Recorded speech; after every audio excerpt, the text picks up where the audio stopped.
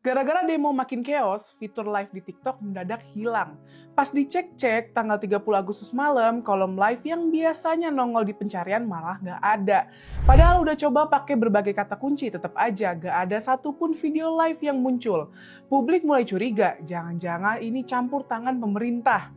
Kementerian Komunikasi dan Digital atau Komdigi pun klarifikasi, nggak ada arahan buat matiin live. Dirjen Pengawasan Digital Alexander Sabar malah bilang itu inisiatif TikTok sendiri. Katanya, voluntarily TikTok, kami apresiasi langkah inisiatif dari TikTok. Ternyata pihak TikTok sendiri yang secara sukarela matiin fitur live buat sementara. Mereka bilang ini langkah keamanan gara-gara meningkatnya kekerasan saat demo. Jadi live dimatiin biar platform tetap aman, nggak dipakai buat provokasi atau nyebar hoax secara real time. Intinya ini langkah antisipasi agar platform tetap aman dan beradab. TikTok resmi ngumumin kalau live ditutup selama beberapa hari ke depan, tapi nggak nyebutin tanggal pastinya kapan balik. Beberapa kabar bilang bisa aktif lagi sekitar 3 September 2025, tapi itu juga belum ada konfirmasi resmi dari TikTok. Sampai sekarang fitur live masih nggak bisa diakses sama sekali. Masalahnya sekarang dampak ke UMKM gede banget. Banyak pelaku usaha, affiliate, marketer, sampai brand kecil yang hidup dari live TikTok buat jualan.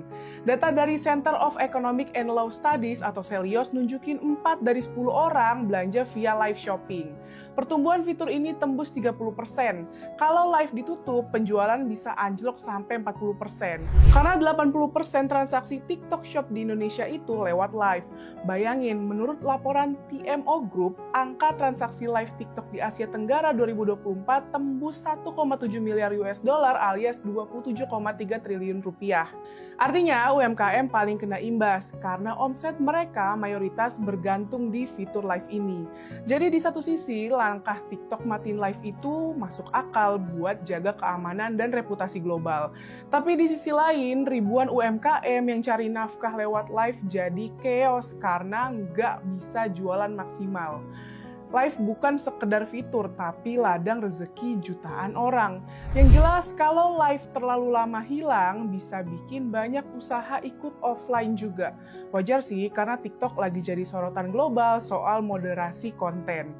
Kalau mereka dianggap lalai biarin live dipakai buat nyulut rusuh, reputasi internasional mereka bisa babak belur. Tapi sebenarnya, kalaupun pemerintah mau kasih arahan buat matiin fitur live TikTok, itu bisa aja. Dasarnya jelas, Undang-Undang ITE Nomor 11 Tahun 2008 Revisi 2016 kasih wewenang buat ngatur lalu lintas informasi elektronik. Plus ada juga Peraturan Menkominfo Nomor 5 Tahun 2020 soal penyelenggara sistem elektronik. Dan ini udah pernah kejadian. Ingat nggak kerusuhan 21 sampai 22 Mei 2019 pasca Pilpres? Waktu itu WhatsApp, Facebook, dan Instagram dibatasi fiturnya. Kirim gambar dan video aja nggak bisa. Bahkan PBB juga ngakuin shutdown internet boleh kok asal dalam kondisi darurat banget. Tapi ada syaratnya, harus proporsional, sementara, dan transparan soal alasannya. Jadi kalaupun pemerintah ikut campur, ada dasar hukumnya, bukan asal-asalan. Kita bisa berharap setelah situasi kondusif, TikTok bisa membuka kembali fitur live-nya sehingga UMKM bisa gaspol jualan lagi. Yuk jaga Indonesia!